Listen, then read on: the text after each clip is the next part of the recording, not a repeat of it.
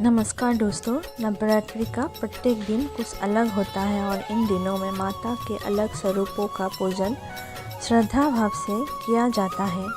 ऐसी मान्यता है कि माँ दुर्गा के अलग स्वरूपों के लिए भिन्न मान्यताएं हैं। वही वजह है कि पूजन के दौरान कुछ विशेष नियमों का पालन करने की सलाह दी जाती है।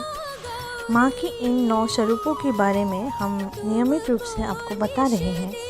उसी क्रम में चौथे दिन को माँ कुष्मांडा की पूजा विधि विधान से की जाएगी। हिंदू धर्म में ऐसी मान्यता है कि माँ कुष्मांडा ने सृष्टि की रचना की थी। इसी वजह से उनका पूजन विशेष रूप से फलदायी माना जाता है। माँ कुष्मांडा का स्वरूप।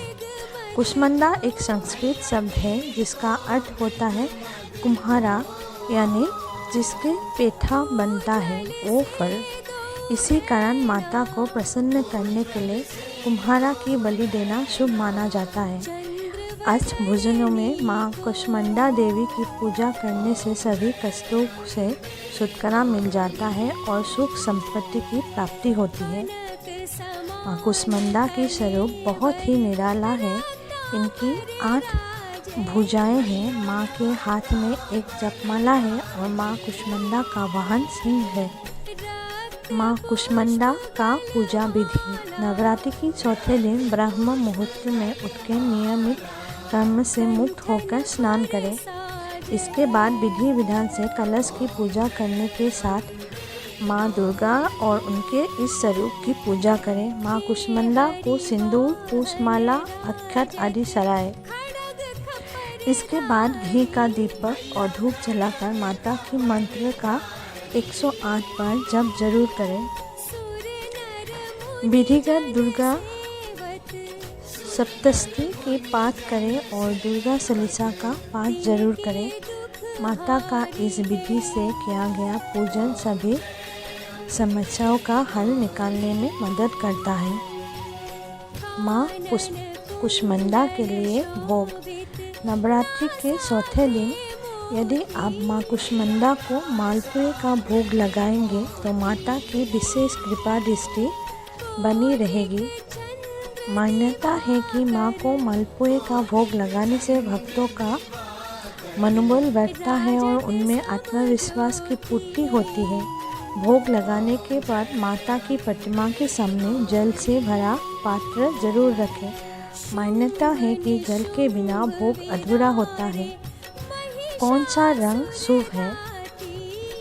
यदि आप माता कुष्मांडा का पूजन सही विधि से कुछ विशेष रंगों को वस्त्र धारण करके करती है तो पूजा स्वीकार होती है। इस दिन आप लाल, गुलाबी और पीला रंग के वस्त्र पहने। खास तौर पर पीले वस्त्र से माता की विशेष कृपा दृष्टि प्राप्त होती है। माँ कुष्मांडा की कथा। हिंदू धर्म में मान्यता के अनुसार माँ दुर्गा के चौथे स्वरूप को देवी कुष्मांडा के नाम से जाना जाता है। इन देवी का अवतार असुरों का संहार करने के लिए हुआ था। वही माना जाता है कि जब इस संसार का अस्तित्व नहीं था और चारों ओर अंधेरा छाया हुआ था, तब इस सृष्टि को उत्पन्न करने के कारण देवी की चौथे स्वरूप को माँ कुष्मांडा के नाम से जाना गया।